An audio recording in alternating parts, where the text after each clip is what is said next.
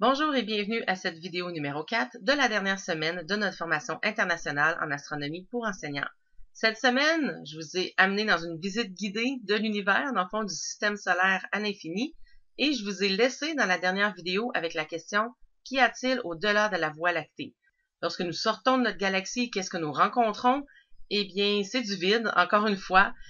Pour vous donner une idée un peu de la distance entre les galaxies, on peut prendre un CD, dans le fond un disque compact ou un DVD, et ça représente un peu le diamètre et l'épaisseur d'une galaxie. Par contre, il faudrait avoir un bulbe central ici, là, plus épais un peu pour mieux représenter notre galaxie. Mais disons que celui-ci est la Voie lactée. Où devrais-je placer le prochain disque? Ça serait à une distance de 3 mètres, hein, avec un disque, dans le fond, qui fait 12 cm environ de diamètre. Alors, si vous placez deux disques à 3 mètres de séparation, vous remarquez qu'il y a beaucoup de vide entre les galaxies. Alors, ça nous donne une bonne idée. Et notre galaxie voisine, c'est la galaxie d'Andromède, qui est notre voisine dans le fond, mais notre voisine est quand même à 2,5 millions d'années-lumière. Alors, lorsqu'on parle de galaxie, on est toujours dans les millions d'années-lumière. Si vous vous souvenez, dans notre galaxie, dans le fond, comme notre galaxie fait 100 000 années-lumière de large, quand on parle des objets dans notre galaxie, dans le fond, sont à certaines dizaines, centaines ou milliers d'années-lumière, alors que lorsqu'on parle de distance aux autres galaxies, à ce moment-là, on est vraiment dans l'ordre des millions. Et lorsqu'on voit une belle image comme celle-ci, en passant, cette image-là a été prise par un astronome amateur ici au Québec. Donc, c'est vraiment pris par quelqu'un qui a un télescope chez lui. Ce n'est pas un télescope professionnel, mais comme je vous ai parlé dans la première semaine, maintenant, les instruments disponibles, les caméras numériques sont rendus très sensibles, sont rendus accessibles aussi plus au grand public. Avec certains sous, évidemment, mais c'est rendu possible. Alors, la galaxie d'Andromède, c'est une magnifique galaxie dans le ciel. On peut la voir à l'œil nu, c'est à la limite, hein. Mais évidemment, à l'œil nu, ça ne ressemble pas à ça. C'est seulement une petite tache floue. Et pour pouvoir bien voir là, les branches spirales, plus. En fait, c'est une galaxie spirale, mais pas complètement vue de face ni de côté, un peu entre les deux. Mais pour voir les détails ici, c'est plus avec une caméra là qu'on peut aller la chercher en faisant des longues expositions. En passant, cette galaxie-là, dans le ciel, elle est quand même assez grosse. Elle fait quelques fois le diamètre de la pleine lune. Alors, par exemple, la pleine lune, là, je le fais à peu près, là, mais ça pourrait être de cette grosseur-là. Donc, si elle était assez brillante, on pourrait très bien la voir dans le ciel. Ça serait assez impressionnant d'ailleurs de voir une galaxie comme ça dans le ciel. Malheureusement, elle n'est pas assez brillante pour qu'on puisse la voir là, sur toute sa grandeur. Et on voit ici d'autres satellites, des galaxies satellites en orbite autour de la galaxie d'Andromède. Comme je vous disais, aussi, il y en a autour de la Voie lactée, hein, comme les nuages de Magellan, qu'on peut voir dans l'hémisphère sud d'ailleurs.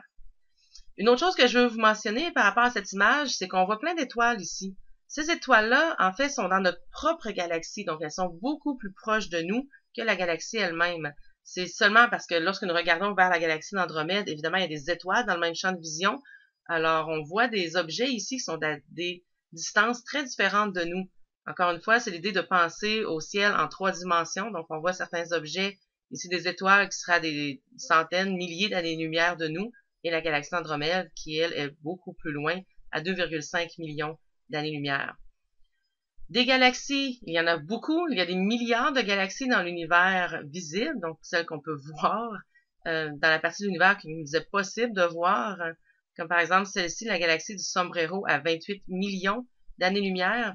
Celle-ci est assez particulière parce qu'elle a un très très gros bulbe central, alors que le disque est beaucoup moins allongé que certaines autres galaxies. Là, la plupart des images que je vais vous montrer, en fait, je pense que toutes les images que je vais vous montrer par la suite ne sont pas prises par les astronomes amateurs, mais plutôt par le télescope spatial Hubble, qui prend de magnifiques images depuis 25 ans, en fait, cette année, et qui a vraiment révolutionné notre compréhension de l'univers. Un petit détail sur cette image, vous pouvez voir des galaxies en arrière-plan. Alors, quand je vous disais que c'est une image, en fait, le ciel est en 3 dimensions, mais alors on voit des étoiles ici qui sont beaucoup plus proches de nous, dans notre propre galaxie. On voit la galaxie du Sombrero à 28 millions d'années-lumière, et on voit d'autres galaxies à différents endroits en arrière-plan, donc beaucoup plus éloignées. Et je vais enlever le texte juste pour vous montrer un peu la beauté de ces images-là. Alors, plusieurs galaxies, la galaxie du tourbillon, ou M51. Quand on parle d'objet M, juste pour vous le dire, c'est le catalogue Messier. Alors, ce sont des objets qui ont été catalogués il y a plusieurs siècles déjà et qui sont assez faciles à observer avec des petits instruments. Donc, vous pouvez les observer. Ce sont souvent les premiers objets que les gens vont chercher lorsqu'ils s'achètent un télescope, ou plusieurs aussi peuvent être visibles avec des jumelles même. Alors, voici M51, la galaxie du tourbillon. Magnifique galaxie spirale. On voit très bien les zones ici, les nébuleuses. Vous en voyez plusieurs en rose, donc justement des endroits où il y a beaucoup de gaz d'hydrogène. On en voit tout le long, justement. C'est probablement des régions qui sont en train de former les étoiles. Une autre belle galaxie spirale, ici très différente. Par contre, il y a une énorme barre centrale et seulement 2 bras en spirale, alors que la galaxie du tourbillon en avait beaucoup plus. On voit aussi des galaxies en interaction. Alors, les galaxies sont attirées les unes vers les autres par la force gravitationnelle, par la gravité. Évidemment, leur collision se fait sur des millions, voire des milliards d'années. Donc, on ne peut pas faire le film, on ne peut pas observer ce qui se passe. Par contre, on voit beaucoup de galaxies en interaction et on peut faire des simulations aussi avec ordinateur pour voir ce qui se passe. Alors ici, on voit qu'il y a comme un filament d'étoiles entre les deux. Certaines étoiles sont projetées. En fait, il y a plein de choses qui se passent lorsque deux galaxies entrent en collision. Ce qu'il faut penser, c'est que ça va être très rare que les étoiles elles-mêmes vont rentrer en collision. Si vous vous souvenez, l'espace entre les étoiles est très, très grand. Donc, la forme des galaxies vont changer, mais elle va être très, très rare. Et c'est excessivement rare que deux étoiles vont vraiment arriver face à face l'une avec l'autre. On voit ici d'autres galaxies en interaction, ce qu'on appelle la quintette de Stéphane. Ce sont des galaxies à plus de 300 millions d'années-lumière. Donc, ces quatre-là ici, en fait, sont vraiment ensemble en interaction dans relativement la même région de l'espace. Celle-ci, par contre, est beaucoup plus proche de nous. Elle est seulement à 30 millions d'années-lumière. Mais quand on les regarde dans le ciel, les 5 sont dans la même direction. Alors, de magnifiques galaxies. Ici, là, justement, on les voit, ces deux-là, ici, en interaction. Et on voit ici que celle-ci, elle a été comme étirée. Ici, il y a comme des filaments d'étoiles, là, justement, entre les deux. Donc, il se passe beaucoup de choses dans ce coin-là. Et je vous amène, là, on recule de plus en plus, je vous amène à une des images, dans le fond, qui nous montre les galaxies les plus lointaines. Cette image ici, c'est le champ profond de Hubble, le champ extrême profond de Hubble, qui a été pris en 2012 ou 2013. Je me souviens plus de la date exactement. Mais ce qu'on voit ici, en fait, ça, c'est une étoile dans notre galaxie, ainsi que ce point-là, et tout le reste, ce sont des galaxies. Alors, quand vous regardez chaque petit point ici, souvenez-vous que chacun contient ces centaines de milliards d'étoiles, avec ces centaines de milliards de planètes, des nébuleuses. En fait, tout ce qu'on a vu dans la vidéo précédente se retrouve ici des centaines de fois dans l'écran, juste avec cette image. Dans ce petit coin de ciel, on voit des galaxies, beaucoup, beaucoup de galaxies, et certaines extrêmement éloignées. En fait, on peut en voir jusqu'à certains qui sont à 13 milliards d'années-lumière de nous. Donc, c'est remonté très, très loin, là, très, très loin dans l'espace et dans le temps, puisqu'en fait, comme la lumière prend 13 milliards d'années à se rendre jusqu'à nous, on observe la galaxie telle qu'elle était il y a 13 milliards d'années. Donc, c'était très tôt dans l'histoire de l'univers. Ça, c'est un autre concept. C'est un peu bizarre à y penser. Mais un télescope, c'est un peu comme une machine à voyager dans le temps. Ça nous permet de voir des objets tels qu'ils étaient dans le passé. Alors, plus on observe loin, plus on voit les galaxies comme elles étaient il y a très longtemps. Mais cette image-là, ça nous fait sentir très petit parce que justement, c'est une toute petite région du ciel et je vais vous la montrer dans la prochaine diapositive.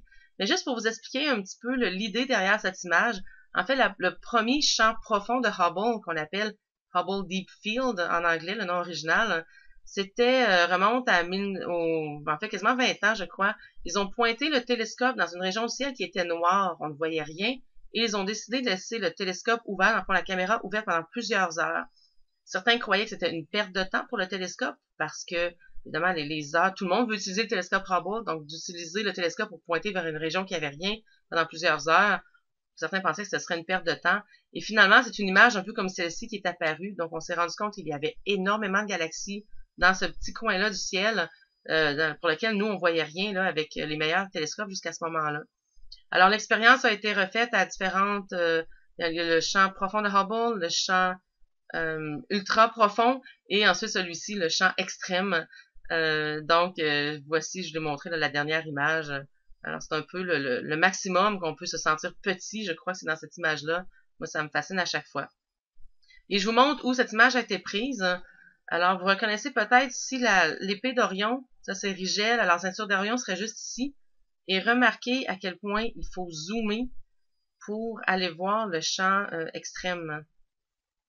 l'image de la photo précédente. Alors, on continue à zoomer, on continue. C'est vraiment une toute petite région du ciel. Et voilà, dans ce petit coin qui paraît noir, voici toutes les galaxies qui sont visibles. Alors, oups, excusez, si je reviens ici, ça justement c'est Sirius. On voit ici la nébuleuse d'Orion. Donc, la ceinture d'Orion serait juste ici. Ça vous donne une idée de la grandeur, encore une fois. Et je le refais jouer. Et voilà, ce sont des constellations plus visibles dans l'hémisphère sud, justement plus au sud, d'où je suis personnellement.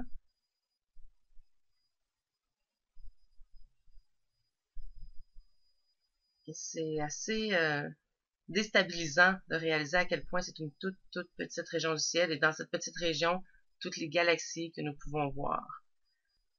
Alors, quand je vous disais que j'allais vous faire sentir petit, et voilà, c'est un peu la limite vers laquelle on peut aller pour l'instant avec les instruments que nous avons, en fait, dans la lumière visible, au moins de ce qu'on peut voir à l'œil. Et c'est assez impressionnant de voir toutes ces galaxies dans une petite région du ciel. Mais dans tout ça, il faut penser, même si ça nous paraît énorme, dans le fond, on fait partie de tout ça. La Terre est une des planètes autour d'une étoile dans la Voie lactée. Nous faisons partie de l'univers. Mais comment ça se transpose, ça, quand nous regardons le ciel? Alors, je vais prendre une minute là à la fin pour vous montrer un peu le ciel dans toute sa profondeur. Alors, voici une image prise par le logiciel Starry Night, donc encore une fois similaire à Stellarium. Et on regarde le ciel. Ici, on voit la bande de la Voie lactée, on voit un croissant de lune, il y a un objet brillant ici. Alors, allons voir un peu la profondeur. En fait, quand on regarde le ciel, c'est difficile de voir à quelle distance les objets sont. Souvent, même, on parle de sphères célestes, comme si tout était à la même distance au-dessus de notre tête, sur un demi-cercle. Alors, ici, on a la Lune, qui est à 1,2 secondes lumière. Ça veut dire qu'à la vitesse de la lumière, ça prend 1,2 secondes pour faire la distance entre la Lune et la Terre. Alors, on parle d'années-lumière en général, mais à l'intérieur du système solaire, on peut parler de minutes-lumière ou d'heures-lumière, par exemple.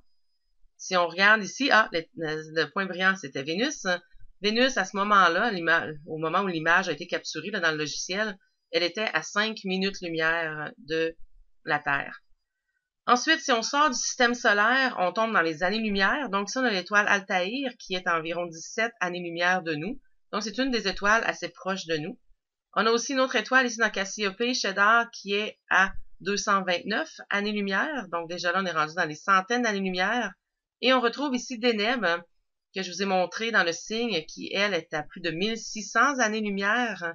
Et ça, c'est assez impressionnant quand on compare Deneb et Altaïr, parce que ce sont deux étoiles qui ont environ la même magnitude. Ce qui veut dire que quand on les observe, elles semblent avoir la même luminosité environ. Par contre, Deneb est plus de 100 fois, environ 100 fois plus éloignée que Altaïr, ce qui veut dire que Deneb est une étoile extrêmement lumineuse. Elle émet beaucoup de lumière pour qu'on puisse la voir si bien à l'œil, en fait, de la Terre. Et c'est une des étoiles les plus lointaines là, qu'il est facile d'observer à l'œil nu. Alors, Deneb, 1100 années-lumière, et on peut même aller plus loin. Ici, on voit la galaxie d'Andromède, justement, à 2,5 millions d'années-lumière. Alors, quand on regarde le ciel, c'est intéressant d'essayer d'imaginer la troisième dimension, la distance, et on se rend compte qu'ici, il y a des objets à des distances très, très différentes. Et ça, c'est seulement ce qu'on peut voir à l'œil nu. Imaginez avec un télescope, c'est encore beaucoup plus loin. Alors, ça fait le tour. En fait, ça finit le contenu de la formation que je voulais vous montrer. Alors, cette semaine, on partait vraiment, encore une fois, système solaire à l'infini, voir un peu la différence. Encore une fois, si je reviens au début, quand je vous parlais des différences entre système solaire, Voie lactée et l'univers au complet, j'espère que vous êtes mieux outillés maintenant pour faire la différence entre les trois. Les échelles de grandeur sont très différentes. Et quand je parle de l'univers, en fait, je vous ai montré seulement une toute petite partie parce que c'est beaucoup plus grand que ça, mais l'univers observable, en fait, ce qu'on peut voir, les galaxies plus lointaines, c'est un peu avec des images comme le champ extrême, le champ profond extrême de Hubble. Alors, même si vous ne parlez pas dans votre contenu, dans vos programmes scolaires de tous les images que je vous ai présentées, je trouve que c'est nécessaire d'avoir une idée générale un peu de la grandeur de l'univers, des différents objets qu'on retrouve, où ils sont situés. Quand on voit les belles images, justement, dans les livres de nébuleuses, on va essayer d'un peu les placer ou savoir où ils se trouvent dans l'univers, un peu à quelle distance de nous, c'est quoi les échelles. Alors, c'est pourquoi je voulais parler de ça cette semaine. Alors, comme j'ai dit, ça termine officiellement le contenu et dans la prochaine vidéo, je vous explique un peu la suite, qu'est-ce qu'il y a comme possibilité après que cette formation-ci soit terminée.